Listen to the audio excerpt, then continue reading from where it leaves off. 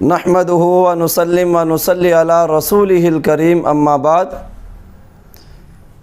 سرور کونین صلی اللہ علیہ وآلہ وسلم کا فرمان ذی شان ہے کہ ولا تسبوا اصحابی، تم میرے صحابہ کو برا بھلا نہ کہو۔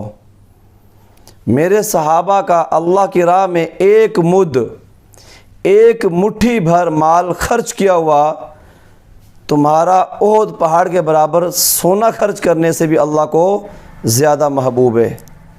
تمہارا احد پہاڑ کے برابر خرچ کرنا، سونا خرچ کرنا صحابہ کے ایک مٹھی بھر خرچ کرنے کے برابر نہیں ہو سکتا۔ مرزا انجینئر جہلوی نے سیدنا معاویہ رضی اللہ تعالی عنہ کے بارے میں جو زبان درازی کی کہ معاویت شیعی کوئی نہیں، ذرا موصوف کی بات کو ملاحظہ کیجئے کہ موصوف کیا کہتے ہیں۔ تو امیر معاویہ تو چیز ہی کوئی نہیں۔ عمار بن یاسر کی کانفرنس کیوں نہیں کرتے؟ کیونکہ انہیں پتہ ہے کہ پھر لوگ پوچھیں گے کہ کس رضی اللہ عنہ نے کس رضی اللہ عنہ کے کہنے پر اس رضی اللہ عنہ کو شہید کیا۔ جی آپ نے ملاحظہ کیا، موصوف کہتے ہیں کہ معاویت شیعی کوئی نہیں۔ استغفر اللہ العیاذ باللہ۔ ہم اس کو ائمہ محدثین کی نظر میں دیکھتے ہیں کہ معاویہ شیعی ہے یا نہیں ہے۔ یہ میرے پاس ایک کتاب ہے جس کا نام ہے تہذیب الکمال فی اسماء الرجال۔ یہ اس کی جلد نمبر 1 ہے، صفحہ نمبر 109 ہے۔ مرزا انجینئر امام نسائی کا چورن بھی بڑا بیچتا ہے۔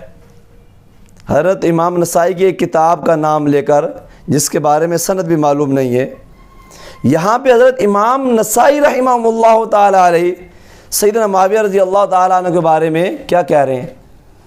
یہ اسماء الرجال کی کتاب ہے، یہاں پہ جو ترجمۃ الباب کا انٹرنیشنل نمبر ہے وہ ہے 48 ہے۔ ترجمۃ الباب امام نسائی کا ہے۔ فرماتے ہیں سئل ابو عبد الرحمن النسائی ام معاویہ بن ابی سفیان صاحب رسول اللہ صلی اللہ علیہ وآلہ وسلم۔ حضرت امام نسائی رحمہ اللہ تعالیٰ علیہ سے حضرت معاویہ رضی اللہ تعالیٰ عنہ کے بارے میں پوچھا گیا تو انہوں نے بڑی خوبصورت بات ارشاد فرمائی۔ فقال انما الاسلام کا دارن، فرماتے ہیں اسلام ایک گھر کی مانند ہے، لہا بابن، گھر کا دروازہ ہوتا ہے، فباب الاسلام الصحابہ، فرمایا اسلام کا دروازہ صحابہ ہیں۔ یہ امام نسائی رحمہ اللہ تعالیٰ نے فرما رہے ہیں۔ یہ اگر فرمایا فمن آد الصحابہ انما اراد الاسلام، جو صحابہ کو تکلیف دینے کا ارادہ رکھتا ہے حقیقت میں وہ اسلام کو ایذا پہنچانا چاہتا ہے۔ یہ اسی پر بس نہیں کی، فرمایا کمن نکر الباب، کہتے جیسے ایک شخص دروازہ کھٹکھٹاتا ہے، انما یرید دخول الدار، تو فرمایا وہ دروازے سے گھر میں داخل ہونا چاہتا ہے۔ آگے فرماتے ہیں جو اس پوری بات کا خلاصہ ہے، فمن اراد معاویہ انما اراد الصحابہ۔ امام نسائی فرماتے ہیں جو معاویہ کو گالی دینا چاہتا ہے حقیقت میں وہ صحابہ کو گالی دینا چاہتا ہے۔ یہ جس نے معاویہ کو گالی دینے کی کوشش کی حقیقت میں وہ صحابہ کو کاٹنے کے لیے دوڑتا ہے۔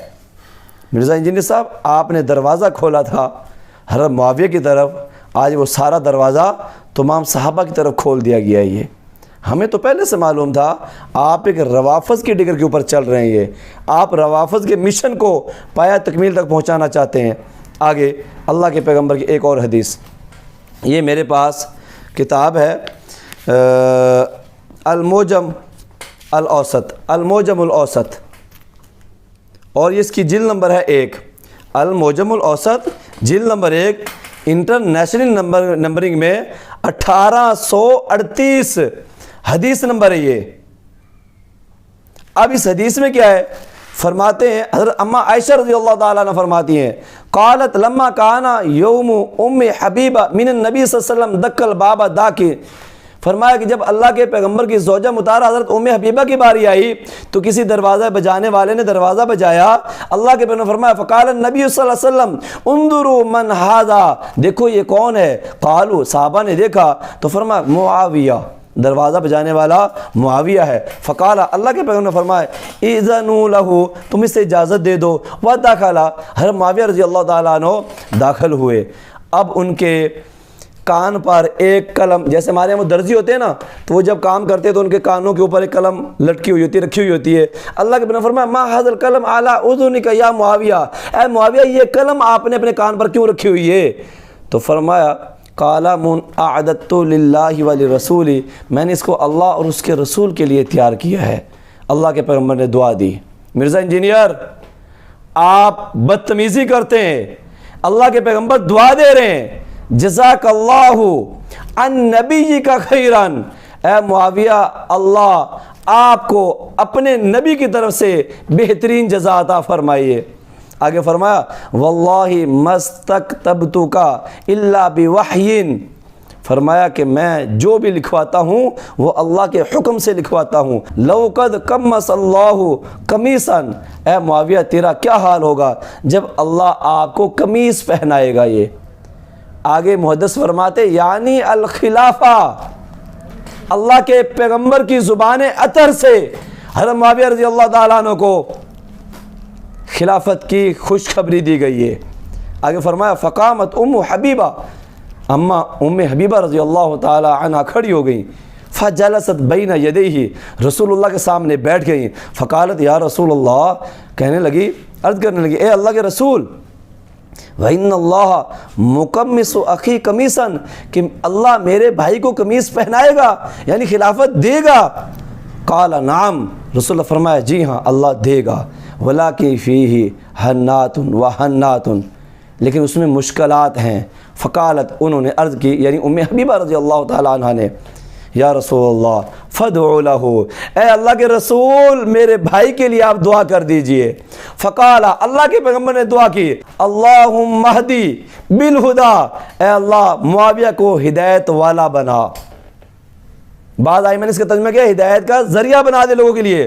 وجنبہ الردی، تمام ہلاکتوں سے اسے محفوظ فرما دے۔ وَاغْفِرْ لَهُ فِي الْآخِرَةِ وَالْأُولَىٰ، اے اللہ دنیا میں بھی معاف فرما دے اور آخرت میں بھی معاف فرما دے۔ مرزا انجینئر، یہ جملہ آپ کی جلن میں جو اضافہ کرے گا، یہ یا آپ جانتے ہیں یا آپ کے اندھے فالورز جانتے ہیں کہ یہ جملہ تمہارے اوپر کتنا بھاری ہے۔ اللہ کے پیغمبر فرماتے ہیں میرا معاویہ دنیا میں بھی مغفور ہے اور آخرت میں بھی مغفور ہے۔ اللہ نے دنیا میں بھی معافی دی ہے اور آخرت میں بھی معافی دی ہے۔